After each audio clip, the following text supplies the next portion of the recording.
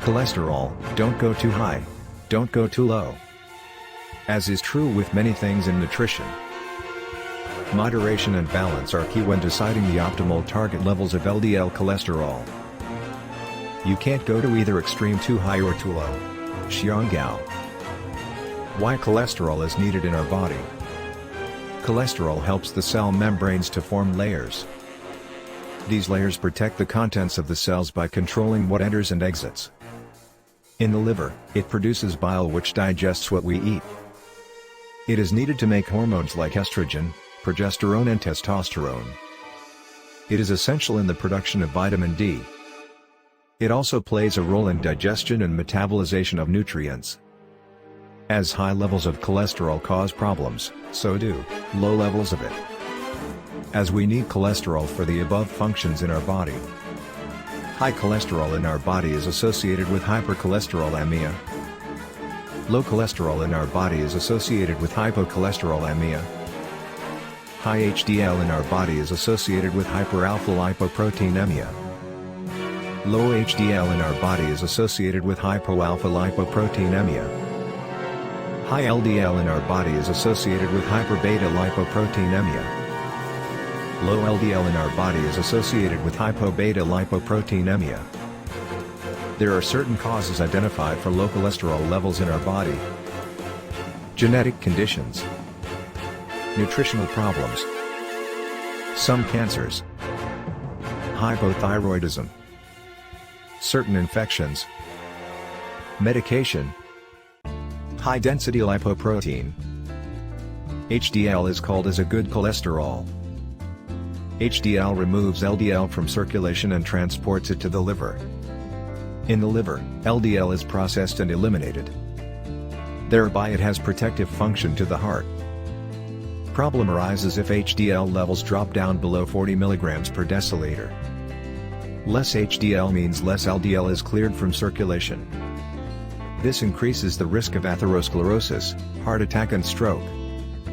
Atherosclerosis is a gradual buildup of fatty deposits, plaque, inside the walls of arteries. Further, less HDL means less antioxidative effect, accelerating plaque formation. Women tend to have higher HDL due to hormone estrogen. But after menopause, HDL levels come down along with estrogen levels. If the HDL is low, a condition referred to as hypoalpha-lipoproteinemia. The loss of the antioxidative effect may not only promote but accelerate plaque formation. There are many reasons why your HDL may be low. Chief among these is a high-carbohydrate diet. A diet of this sort affects your blood sugar, increases the risk of insulin resistance. It can also lower your HDL while raising both your LDL and triglycerides by 30% to 40%. Other factors associated with hypoalpha-lipoproteinemia include obesity and metabolic syndrome, type 2 diabetes, smoking, high triglyceride levels, high-dose thiazide diuretics, high-dose beta blockers, severe liver disease, end-stage kidney disease, Tangier disease, a rare genetic disease associated with a severe, chronic reduction of HDL, sedentary lifestyle. While a low-fat diet is not seen as a major cause of chronic low HDL levels, malnutrition is. High HDL. Usually HDL cholesterol does not climb to levels that are considered too high. HDL cholesterol does not naturally elevate to unhealthy high levels in people with normal cholesterol processing and metabolism. In rare cases, however, HDL cholesterol can become too high.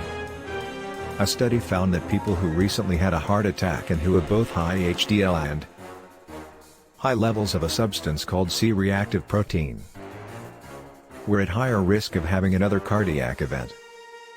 When some VLDL is cleared in the bloodstream, the rest is transformed into LDL by enzymes in the blood. LDL has less triglycerides and a higher percentage of cholesterol than VLDL. LDL is largely made up of the following components by weight. Main components of LDL are cholesterol 26%, triglycerides 10%, proteins 25%. Other fats 15%.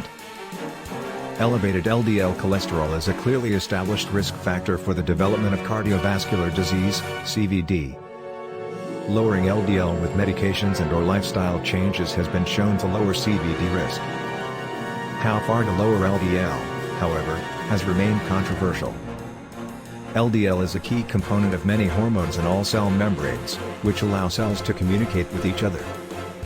Studies had raised concerns that lowering LDL too far might interfere with normal cellular functions, especially in organs that have higher lipid concentrations, such as the brain and reproductive organs. There have been reports of a moderate increase in risk of osteoporosis and brain bleeding in patients treated with high doses of statin medications. Low LDL levels were linked to depression, cirrhosis, hemorrhagic stroke, preterm birth, certain types of cancers and Alzheimer's disease. Low LDL cholesterol. A recent meta-analysis published in JAMA Cardiology suggests that it is both safe and effective to lower LDL below 70 mg/dl. The benefit was consistent regardless of the medications taken to lower cholesterol. Low-density lipoprotein, LDL, cholesterol contributes to the fat buildup that can clog the arteries. When this buildup clogs or narrows the arteries, a heart attack or stroke is more likely to occur. These cholesterol blockages can also detach from artery walls and cause blood clots. With LDL cholesterol, lower is better.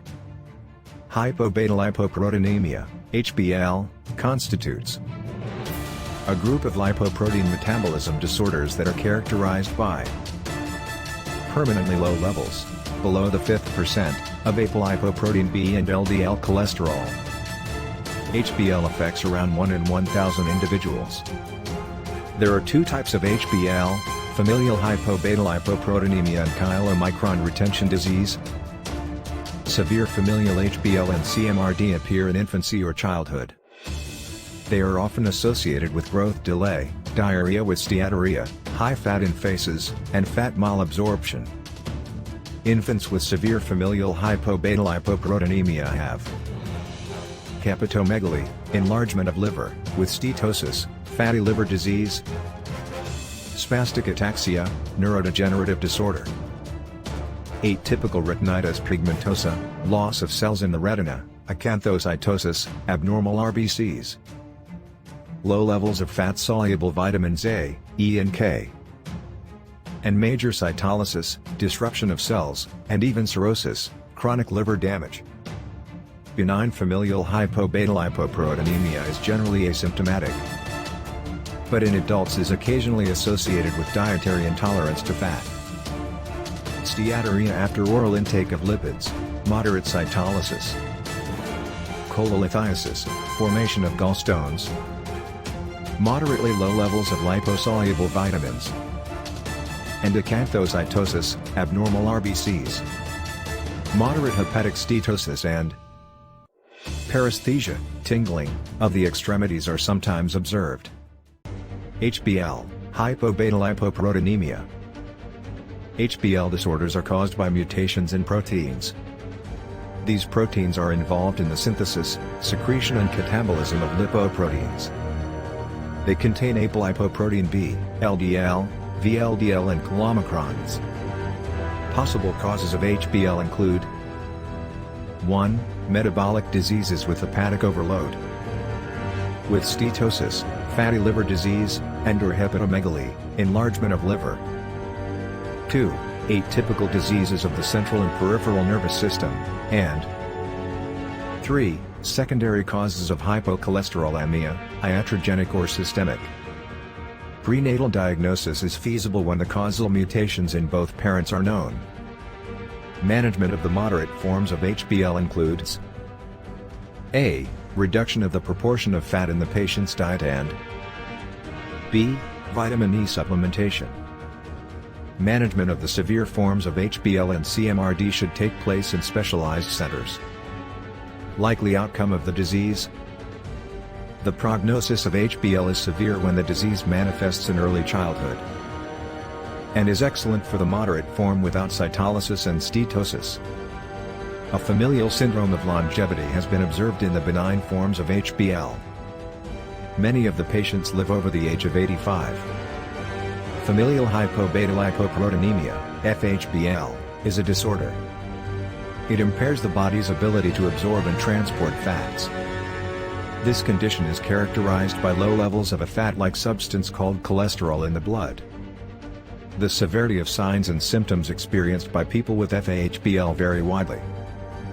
Most mildly affected individuals have few problems with absorbing fats from the diet. They have no related signs and symptoms. FHBL. Many individuals with FHBL develop an abnormal buildup of fats in the liver. It is called hepatic steatosis or fatty liver. In more severely affected individuals, fatty liver may progress to chronic liver disease, cirrhosis. Individuals with severe FHBL have greater difficulty absorbing fats, as well as fat-soluble vitamins such as vitamin E and vitamin A. This difficulty in fat absorption leads to excess fat in the feces, steatorrhea. In childhood, these digestive problems can result in an inability to grow or gain weight at the expected rate. VLDL is created in your liver to carry triglycerides throughout your body. It's made up of the following components by weight. Main components of VLDL are cholesterol 10%, triglycerides 70%, proteins 10%, other fats 10%. The triglycerides carried by VLDL are used by cells in the body for energy. Eating more carbohydrates, or sugars, than you burn can lead to excessive amounts of triglycerides and high levels of VLDL in your blood. Extra triglycerides are stored in fat cells and released at a later time when needed for energy. Low triglyceride levels are generally not dangerous. One interesting note is that sometimes low triglyceride levels can occur with high LDL levels, which often indicate a higher cardiac disease risk. If low triglyceride levels lower cardiac disease risk, but high LDL levels increase it. How do one explain this inconsistency? LDL-A, LDL-B. There are two types of LDL particles that should be taken into account, especially when calculating cardiac disease's risk. LDL-A particles are larger, less dense, and lower your risk. LDL-B particles are smaller, denser, and increase your risk. It means that they have a diet filled with healthy fats. Healthy fats will not just cause an increase in good cholesterol, HDL. They can also change the type of the LDL particles in the blood. Therefore, those high LDL levels may not actually be a bad thing. Instead, it is more likely that they are LDL particles. They have become larger and less dense from the intake of healthy fat. Low triglycerides and high HDL levels in the blood will generally support this idea.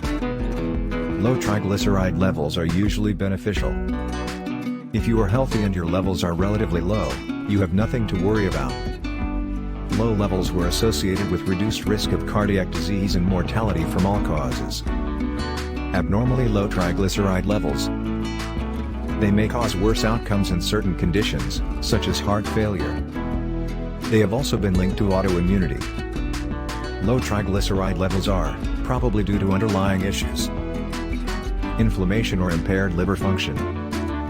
Doctors consider any value below 150 mg per deciliter normal and under 90 mg per deciliter optimal. Low triglycerides can slightly overestimate LDL cholesterol. High HDL cholesterol and low triglycerides are usually beneficial and lower the risk of cardiac events. Genetics, ethnicity, and metabolic health can also impact your triglyceride levels. To sum up, keep your HDL high, LDL low, but don't go too low.